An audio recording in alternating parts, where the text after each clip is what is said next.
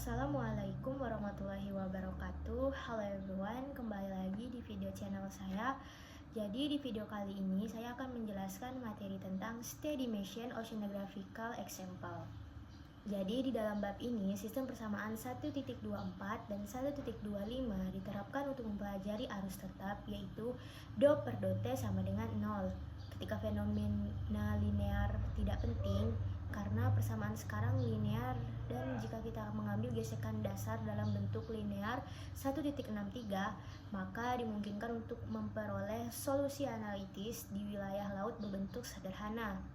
Bagian utama bab ini dikhususkan untuk deskripsi numerik dari distribusi arus 3 dimensi di laut. Distribusi arus dalam arah vertikal dipecahkan menggunakan prinsip superposisi, arus akibat tekanan angin, variasi permukaan laut, dan distribusi kepadatan ditemukan dengan cara yang berbeda dan kemudian disuperposisikan. Masalah utama bab ini adalah persamaan elips non-homogen untuk fungsi aliran arus rata-rata yang dihasilkan dari pencarian komponen arus akibat variasi permukaan laut. Gerak dalam saluran solusi analitis. Untuk membangun solusi analitis dalam saluran untuk menggambarkan aliran tetap, kita mulai dari sistem persamaan 1.4 dan 1.24 dan 1.25 dengan asumsi bahwa yang pertama ada gaya Coriolis tidak berperan apapun, kedalaman H konstan, kecepatan transversal V sangat kecil, dan do zeta per do t sama dengan do u per do t sama dengan 0. Maka persamaan tersebut berbentuk min G do zeta per do X ditambah K do kuadrat U per do Z kuadrat sama dengan 0, dan do U per do X ditambah do W per do Z sama dengan 0. Tau S kuadrat X sama dengan G H ditambah zeta do zeta per do X. Bila zeta lebih kecil daripada H, maka permukaan laut sepanjang sumbu X adalah zeta sama dengan zeta 0 ditambah X tau S kuadrat X per GH. Rumus sederhana ini menyatakan bahwa permukaan laut proporsional terhadap tegangan angin tangensial, yaitu tau X kuadrat X dan lintasan X, tetapi berbanding terbalik dengan TS terhadap kedalaman. Dengan kedalaman dan tegangan angin yang konstan, permukaan bebas adalah bidang datar. Kita dapat melihat dari sini bahwa persamaan sederhana pun menghasilkan hasil yang mudah yang memproduksi kondisi alami secara kualitatif. Perlu diperhatikan bahwa dalam 3.8 dan 3.9, permukaan laut tidak bergantung pada tegangan dasar, karena perpindahan massa dalam aliran tetap satu dimensi sama dengan 0. Menurut Hansen pada tahun 1950 menyajikan persamaan non-linear yang menghubungkan permukaan laut dengan tekanan angin. Contohnya H ditambah zeta sama dengan H ditambah zeta 0, 1 ditambah 3 tau X, 3 tau S kuadrat X per GH ditambah zeta 0 kuadrat atau 1 per 2. Untuk kedalaman yang besar, kita dapat mengembangkan akar kuadrat menurut deret Taylor dan menuliskan kira-kira H ditambah zeta sama dengan H ditambah zeta 0 ditambah 3 per 2 TS kuadrat X per 2GH ditambah zeta 0. Kita akan melanjutkan analisis aksi saluran angin tetap. Dalam kasus saluran air dangkal dengan kedalaman konstan 3.8 dapat ditulis ulang dalam bentuk khusus seperti H ditambah zeta do zeta per do X sama dengan tau X kuadrat X per GH sama dengan konstan atau sama dengan C, dan solusinya adalah zeta sama dengan min H ditambah do 2C X dikurang L0, zeta sama dengan kuadrat M min H IF X lebih besar daripada LO dan IF X lebih kecil daripada LO. Di sini LO adalah koordinat garis air yang terdiri dari batas antara daerah yang tercakup dan tidak tercakup oleh air pada gambar 5. Nilai LO ditemukan dari pertanyaan pernyataan profil L integral L0 H ditambah zeta do X sama dengan HL yang dapat disusun kembali dalam bentuk L0 sama dengan L dikurang 3/2 HL dibagi 2C pangkat 2/3 IF LO lebih besar daripada 0. Gambar berikut menyajikan perbandingan antara solusi analitis dan numerik dalam kondisi angin dan kedalaman yang berbeda di saluran sepanjang 36 km.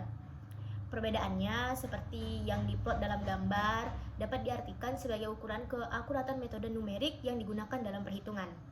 Nah, pada gambar 5 ini variasi permukaan laut akibat berpada geometri satu dimensi, yang dimana gambar ini mengilustrasikan bagaimana angin yang bertiup di atas permukaan air dapat menyebabkan air terdorong dan menumpuk di satu sisi, mengakibatkan kenaikan permukaan laut di sisi tersebut dan penurunan yang tidak digambarkan secara eksplisit namun tersirat karena volume air tetap di sisi lainnya.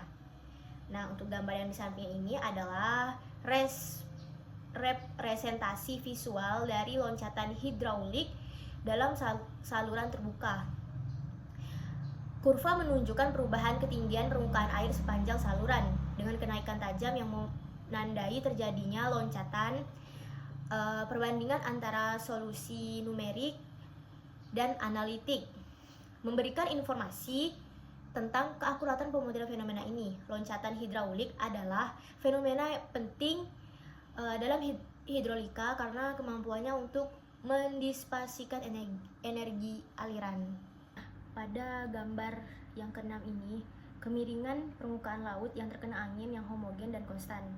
Ketiga gambar ini menunjukkan bagaimana variasi dalam kecepatan dan kedalaman aliran awal dalam saluran terbuka dapat menghasilkan loncatan hidraulik dengan karakteristik yang berbeda. Loncatan hidraulik adalah fenomena penting dalam hidrolika yang melibatkan transisi dari aliran superkritis kecepatan tinggi atau kedalaman rendah ke aliran subkritis kecepatan rendah dan kedalaman tinggi, disertai dengan disipasi energi melalui turbulensi. Kondisi aliran awal sangat menentukan kekuatan dan bentuk loncatan yang terjadi. Arus yang didorong angin di laut dangkal. Dalam model Ekman linear, arus merupakan superposisi sederhana dari dua jenis arus, yaitu hasil superposisi dari solusi persamaan diferensial homogen dan non-homogen. Arus dari vektor U dapat ditulis sebagai vektor U sama dengan F1 vektor tau ditambah F2 delta zeta, di mana F1 vektor tau adalah arus yang disebabkan oleh tekanan angin dari vektor tau, dan F2 delta zeta adalah arus yang disebabkan oleh kemiringan permukaan laut, yaitu delta zeta. Di laut dangkal, di mana efek baroklinik tampaknya tidak terlalu penting, kemiringan permukaan laut tidak boleh berubah seiring dengan kedalaman. Pemenuhan anggapan di atas memperjelas definisi kita tentang laut dangkal. Di laut yang sebenarnya masalah tambahan muncul sehubungan dengan pulau-pulau, wilayah integrasi diubah dari domain sederhana menjadi domain yang terhubung ganda, dan kondisi batas tambahan harus diperkenalkan untuk memperoleh nilai fungsi aliran di dalam wilayah tersebut. Gagasan untuk kondisi tersebut dapat ditemukan dalam teori elastisitas, tetapi tampaknya Kamenkovic pada tahun 1961 adalah orang pertama yang memberikan kondisi tersebut untuk masalah dinamis di laut. Perlu ditambahkan bahwa teori tersebut telah mengalami banyak perubahan dan karya Falzenbaum, Sainguilly pada tahun 1959 sampai 1962 dan Wallander pada tahun 1957. Nah, pada persamaan Ekman ini, untuk arus yang digerakkan oleh angin dapat ditulis berdasarkan persamaan 1.24 dan 1.25. Min PFV sama dengan min PG do zeta per do X ditambah K do kuadrat U per do zeta per kuadrat, dan PFU sama dengan min PG do zeta per do Y ditambah K do kuadrat V per do Z kuadrat. Kondisi batas biasanya diambil sebagai berikut di muka laut. Z sama dengan zeta sama dengan 0. Tau S kuadrat X sama dengan K do U per do Z. Tau X kuadrat Y sama dengan K do V per do Z. Dan di bagian bawah Z sama dengan min H, U sama dengan V sama dengan 0. Untuk permukaan solusi sistem 3.16 dan 3.17 dengan kondisi batas 3.18, 3.19 kita kalikan dengan 3.17 dengan bilangan kompleks, yaitu I sama dengan min 1, dan tambahkan 3.16 ke 3.17. Solusi persamaan diferensial yang dihasilkan adalah jumlah solusi persamaan homogen dan non-homogen. Persamaan transportasi massa dan fungsi aliran.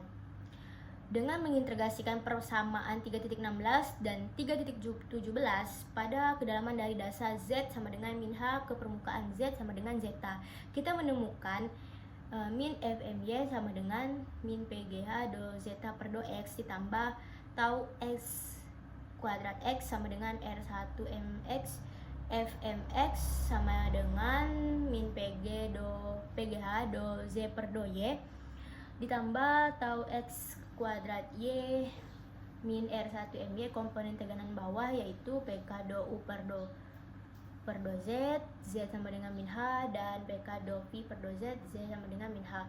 Diambil dalam bentuk linearisasi sebagai R1MX dan R1MY masing-masing. Persamaan 3.18 dan 3.19 memperhitungkan dua kondisi batas, satu di permukaan dan satu lagi di dasar laut. Selain itu, dengan bantuan skema transportasi massa, seseorang dapat menetapkan kondisi batas di pantai laut. Komponen transportasi massa yang normal terhadap garis pantai dianggap 0. Mn sama dengan 0. Do zeta per do X, do zeta per do Y. Persamaan ini terpenuhi jika kita mendefinisikan fungsi aliran dengan menetapkan Mx sama dengan do sigma per do Y, My sama dengan do sigma per do X. Nah, dari persamaan 3.21 dan 3.22 dengan diferensiasi silang dan dengan menggunakan 3.24 dan 3.25, kita dapat menghilangkan do zeta per do X, do zeta dan per do Y, dan datang ke final persamaan koalik pada tahun 1969. R1 delta sigma ditambah FH H per sigma R rho 1 per H delta H delta sigma ditambah beta do sigma per do X sama dengan rho vektor tau Z ditambah 1H do H per do X tau S kuadrat Y sampai min do H per do Y tau X kuadrat X. Kondisi batas untuk persamaan 3.26 dapat ditemukan dengan mengasumsikan bahwa garis pantai lautan dijelaskan oleh kurva analitik rho XY. Seseorang bisa memilih dua arah normal vektor N dan tangensial vektor S ke ini kurva. Seperti yang ditunjukkan dengan asumsi ini, kondisi batas 3.23 menjadi Mn sama dengan do sigma per do S sama dengan 0, do X rho 1 sama dengan konsta sama dengan CO. Nah, pada gambar yang bulat ini menunjukkan kontur integrasi di domain multi terhubung, yang dimana gambar ini secara skematis menggambarkan sebuah domain di bidang kompleks yang memiliki lubang di dalamnya, yang ditunjukkan oleh kontur-kontur rho 1 dan rho 2 di dalam kontur luar R0. Arah integrasi sepanjang kontur-kontur ini juga ditunjukkan. Konfigurasi ini umum dalam aplikasi teorema Cauchy-Gowrash untuk domain terhubung ganda dalam analisis kompleks, di mana integral di sekitar kontur luar dapat dihubungkan dengan integral di sekitar kontur-kontur dalam. Yang terakhir ini ada kesimpulan di dalam bab ini. Jadi bab ini itu berfokus pada deskripsi numerik dan distribusi arus 3 dimensi di laut. Distribusi arus dalam arah vertikal diselesaikan menggunakan prinsip superposisi.